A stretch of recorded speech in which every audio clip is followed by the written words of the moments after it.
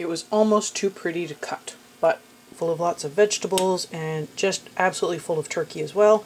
Just do whatever you want, but I am trying to find ways to use up the leftovers.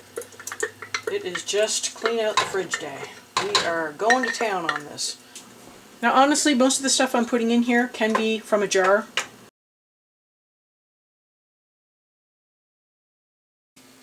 Welcome back. Thank you so much for joining me today. If you're new here, I'm Catherine, the Aerogarden homesteader, and today I am going to be making a turkey pot pie as well as some turkey soup. So I went ahead and cut up some vegetables. I had some canned potato I wanted to use. I also had some canned onion I wanted to use, and I'm just using up some of the leftovers to make this pot pie. I am starting with the pot pie, even though it's close to lunchtime, because I want the filling for the pot pie to cool off so I can put it in the crust without it melting my crust. I am starting with about a cup of gravy.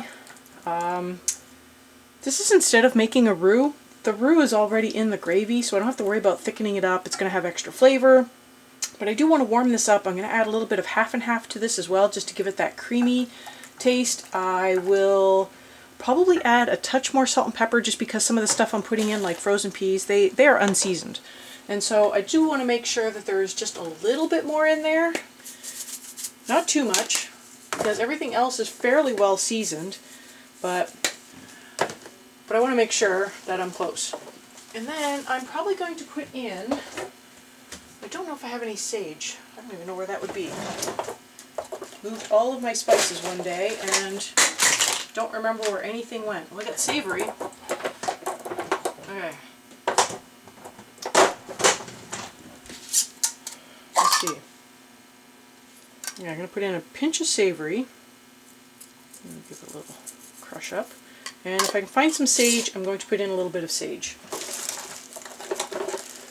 Obviously, put in whatever seasonings make the most sense for you. I grew up with sage and savory in a bread-based stuffing, and those are kind of like a traditional turkey flavor to me. So I want to add just a little bit of that flavor to my pot pie, but I don't want to go overboard. I have no idea where my sage is. If I track it down, I will put some in, but I'm not going to worry about it right now. So I'm going to get this thinned down a little bit with some half and half. Now everything except the peas have been cooked. So the peas, they're frozen peas. I mean, they've probably been blanched at least. I believe they will cook in the oven, no problem. They're pretty small, and the sauce will be pretty warm to start with, so I'm not too concerned about that. Let's get a little bit of this in here. Probably about half a cup, maybe slightly more.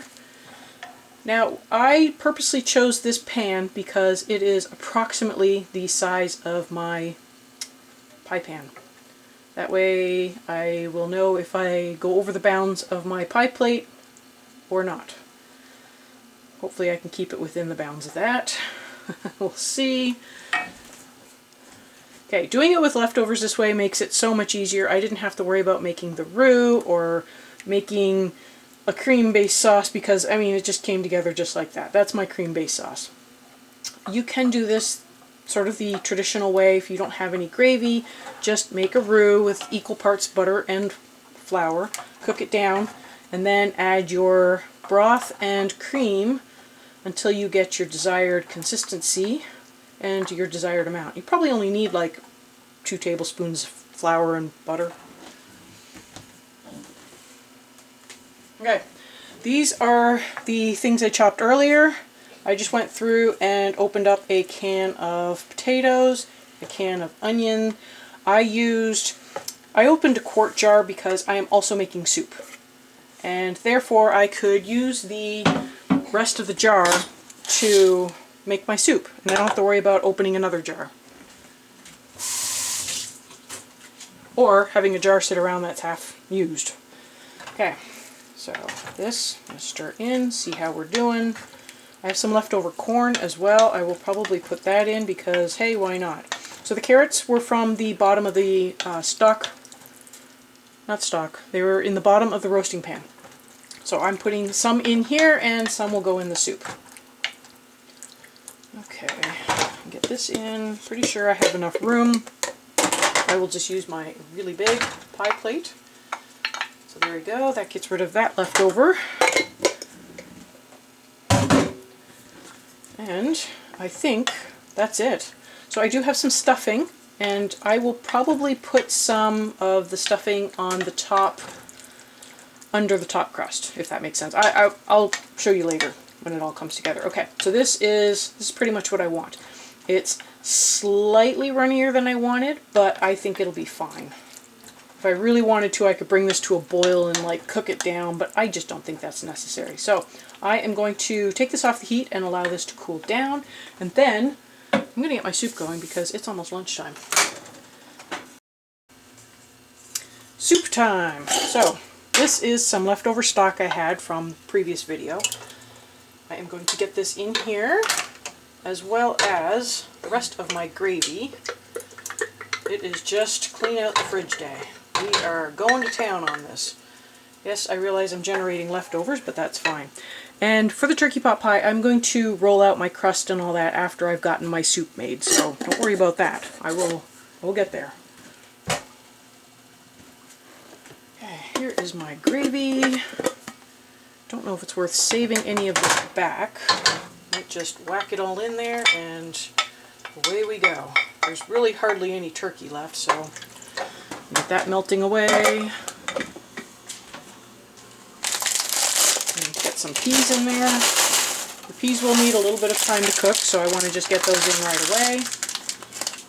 Now honestly, most of the stuff I'm putting in here can be from a jar. Obviously not the gravy, but you can take some stock out of your broth, and you take some stock out of your jar and turn it into a gravy if you really wanted to, or you could thicken this some other way if you like a thicker soup. Just depends on what you like. I used a 3/4 quart jar, so one of those 1.5 pints. I would have used a quart if I had a quart, but that was just what was left over, and I'm obviously not going to open up a whole jar just to, you know, make extra soup. I think this will be a good amount. We are expecting it to be hot this week, so I don't want to have a ton of soup left over in my fridge. But I want some soup. It's cool today. Get that melted down. So essentially what I'm saying is everything that's going in here has been cooked. So my potatoes were from a jar, my carrots were from the bottom of the stock, the roasting pan, but I could have used canned carrots. I'm using canned onions, and the turkey is obviously cooked. I could have had canned turkey as well. It's not something I normally do because we don't have a lot of turkey leftovers, but we've canned chicken before, so it's not out of the realm of possibility. One of these days we're going to end up with an extra turkey, and I'm just going to can it up and be done. There will be no leftovers to deal with or any of that stuff. And then it'll be like turkey on demand. If you want pasta in your turkey soup, which I am not doing today, you would add the pasta and mostly cook it before adding your cooked stuff. This stuff just needs to heat up. Technically, according to the fall guide or the canning guides or whatever you're following, you're supposed to heat this up for 10 minutes. I'm sure by the time I get around to eating this, it will have been 10 minutes. Lost a couple of potatoes. So I'm going to get the turkey cut up, and I think that's it. That's really it. I can obviously taste it, make sure salt and pepper is on point, but this is a super easy soup. You can add tomato if you want to this, either tomato juice, tomato sauce, tomatoes, tomato powder, or you could make this cream base and add some half and half or some milk or something like that and thicken it up that way as well. You could thicken it with mashed potato or potato flakes. There's lots of options. It just really depends on what you are looking for. I will probably just season this lightly and leave it as is. I might put in a little bit of savory, but I'm not going to do a ton of seasoning on this. Bet you thyme would taste good with this as well. It tastes good with chicken, so I don't see why it wouldn't taste good with turkey. And I have the rest of my jar of onions from the pot pie. Get that in there. Now I did cut up the onions a little bit for the pot pie, but I think for the soup it's not going to matter as much. Okay, and here is my turkey. So I like using the drumsticks because they're slightly unpleasant to eat otherwise, but this way they can get cooked a little extra. Helps make them a little more tender, but they don't ever seem to dry out, so it doesn't matter how much you cook them, they are always about the same. So that is my soup. That is essentially it. I'm probably just going to have a small salad with a little bit of soup, and that'll be my lunch. So in the meantime, that is still cooling. It is pretty warm still. I'm going to cool it down basically to room temperature, and then I will get my crust going for that. Okay, so I got a nice deep pie dish for the pot pie. This is a third of my pie recipe, so it should do 2 crusts. I should get a top and a bottom out of this. So I'm not too concerned that the outside is really thick. Really what I need is the inside to be the right thickness. So I'm going to get this in the pie crust. I'm going to get the pie crust in the pie shell because I think I am at the point where I need to be.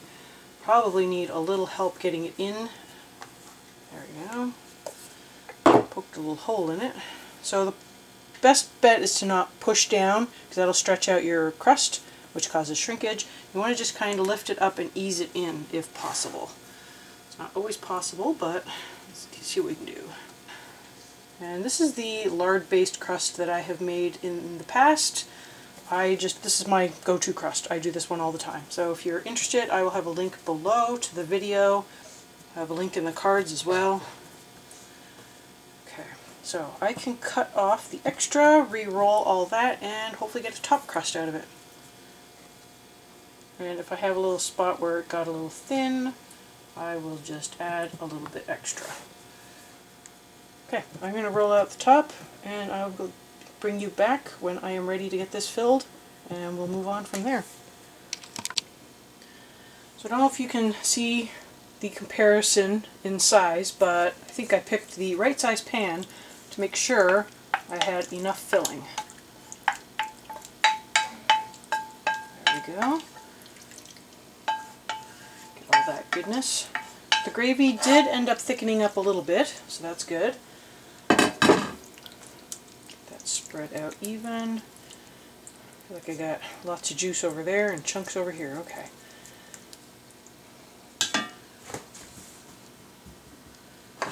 Now I have some leftover stuffing that I am going to put on top. I'm going to break it up a little bit and then just going to put it on top. This is obviously optional, you can just do whatever you want, but I am trying to find ways to use up the leftovers, and I think this will give it good flavor and use it up. There you go. I'm just going to spread that out.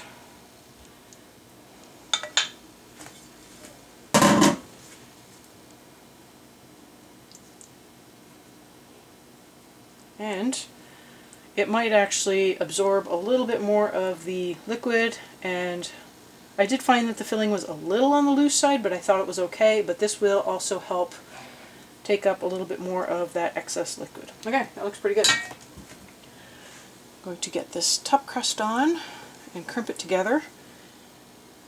At this point, it's basically done and ready to go in the oven, but I do not need it cooked right now. It's still a little early, so generally what I like to do is I like to make my pies a little early, and then I will put it in the fridge, and when I'm ready to put it in the oven, I will dock it at that point, so I'll make little vent holes, and I also put on a sort of a crust cover just to prevent the crust from getting a little too brown around the edges. And that has worked great for me so far. That means I can make my pies in the morning if I want, and I don't have to worry about cooking them until, like mid-afternoon, and they are ready in time for dinner with minimal work. Okay. There's lots of different ways to crimp. Use the one that you like the best. You can also add a little bit of water between the layers. I generally do that, but you know what? I forgot, so who cares? Just give it an extra little pinch. So that was a third of a full pie crust recipe. That's meant to make 6 shells, or 3 top and bottoms. 3 sets of tops and bottoms. So that's not bad. I had this much left over. I will actually just ball that up, and I have some of the leftovers in the freezer. I will just unwrap the saran a little bit and just put that between the layers, and if I need a little extra next time, I can just put that into whatever I need for top crust or whatnot. It does have a little extra flour in it, so it will be a slightly different texture, but, you know, and it's been worked, but whatever, I don't care. I just hate to waste, so there you go. I will put some slashes in right before I put it in the oven, but it's ready to go. This is how the soup turned out. I just wanted to show you it's nice and thick and hearty, full of lots of vegetables, and just absolutely full of turkey as well. This turned out really good. I hope you give it a try. Definitely put some noodles in if you want to make it even more filling, but yeah, this is a great soup. It was almost too pretty to cut, but you know, I had to try it anyways. First piece did not come out looking very pretty. It's also because I don't have a pie lifter, but that's another story. This turned out really nice, and I think having the stuffing on the top was really nice extra touch because it gives it a lot of different flavors as well. As you can see, the sauce, it's not really running out too much. This turned out really nice. I actually hope you give this a try.